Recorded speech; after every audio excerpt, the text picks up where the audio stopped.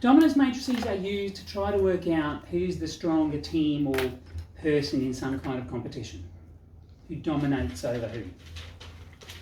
So suppose I have, I'll just pull the example out of the textbook because it's the easiest thing to do. Suppose team A, everyone plays everyone else once.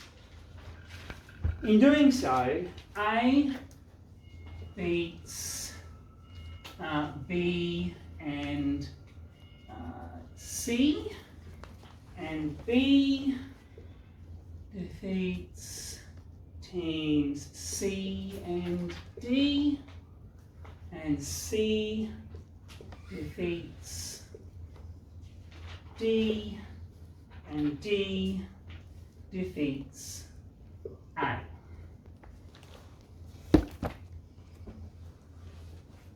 My question is, which is the best team?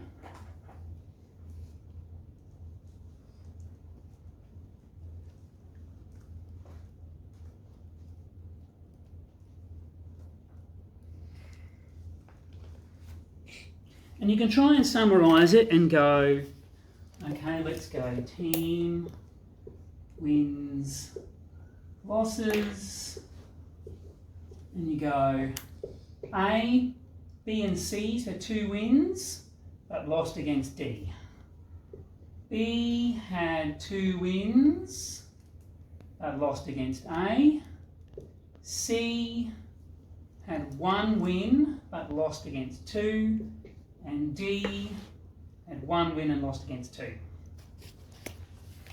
Does it help me work out which one's better than the other? Not really, especially since the win that D had was over a team that beat 2 other teams.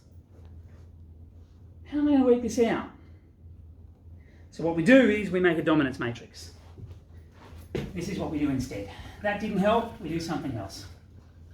We make a matrix that goes like this.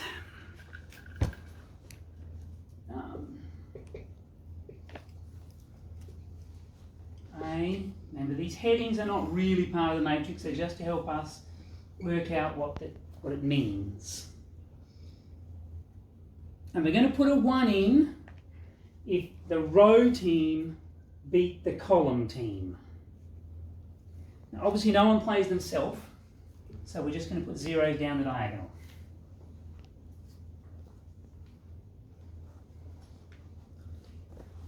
And then we're going to go A defeated B and C, but not D. B defeated C and D, but not A.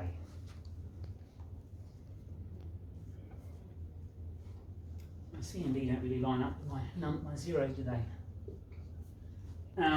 C defeated D, and D defeated A.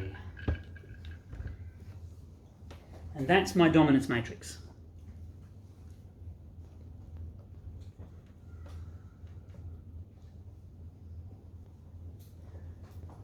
Now, how am I going to use this? The first thing I'm going to do is I'm going to sum the rows. I said S, they said P for power vector. Maybe I'll use P for power vector. Let's go P1. I'm going to add up the rows. I'm going to go 2 in the first row, 2 in the second row, 1 in the third, 1 in the fourth. If you like, you can put your labels on. And this tells me the same information I had just a minute ago in that table. A won 2 games, B won 2 games, C won 1 game, D won 1 game. So far I can't use that to compare the teams beyond that. But what I can do is do more with this matrix. Let me ask you a question. What happens, that was a messy end. What happens if I square this matrix?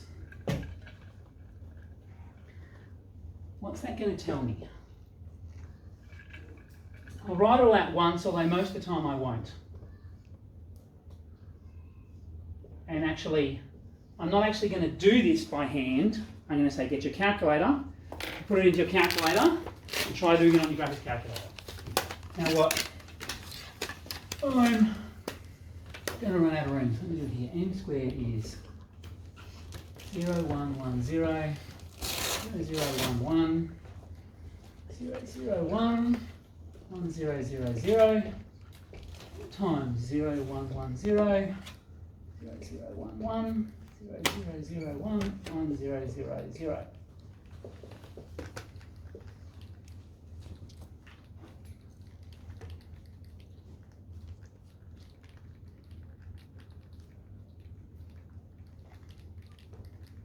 Lovely sound, lots of calculator buttons being pushed at once.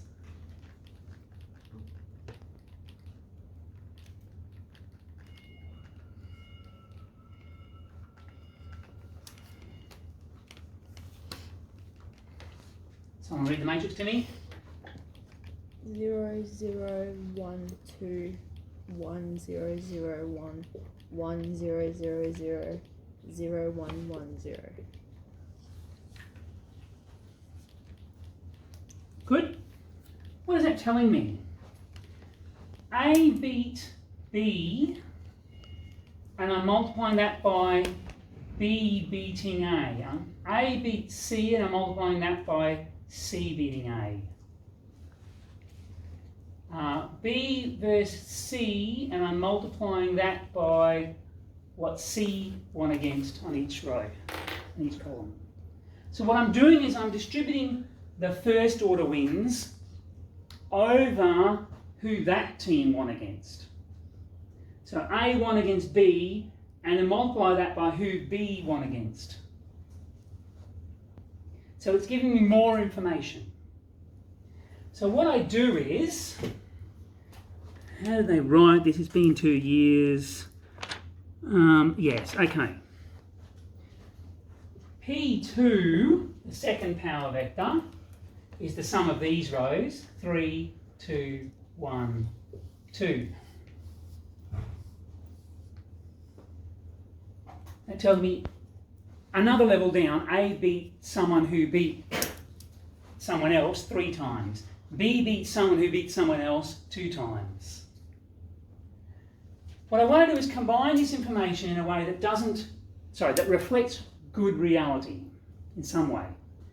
These numbers will end up being much bigger.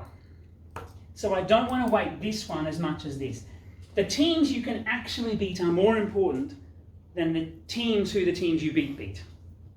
That was sound a bit funny English, but does that make sense? I won't pay more attention to who you directly beat, but I can use the second or the third or the fourth order information to help me break these ties. So what we do is we say my power vector is going to be P1 plus some small multiple of P2. What did they use? They used a half, that's pretty typical, half or a quarter.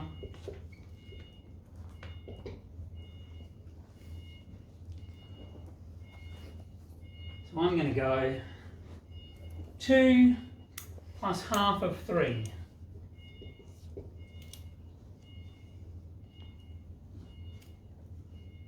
Get that right? Yes, good. 2 plus half of 2. 1 plus half of 1. And 1 plus half of 2.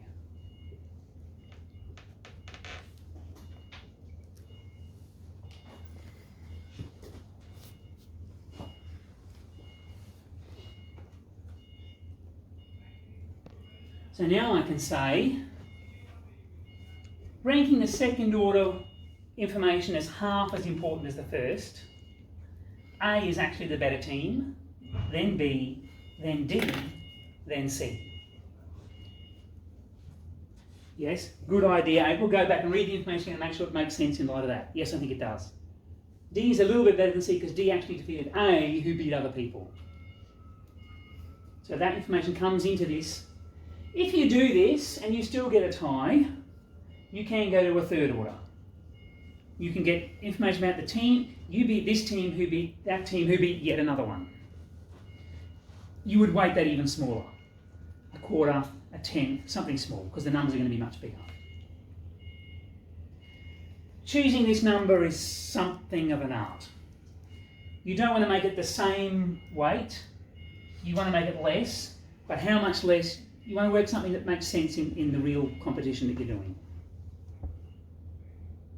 So do we make up that number, or does it give it to us? Usually you'll be told what number to use, but it's conceivable you might get a complex, familiar problem-solving question, or even a complex, unfamiliar question on the external exam that goes, in this competition, and the numbers are a bit ambiguous, you come up with a model in order to rank the teams. And then, then in that kind of case, you might have to.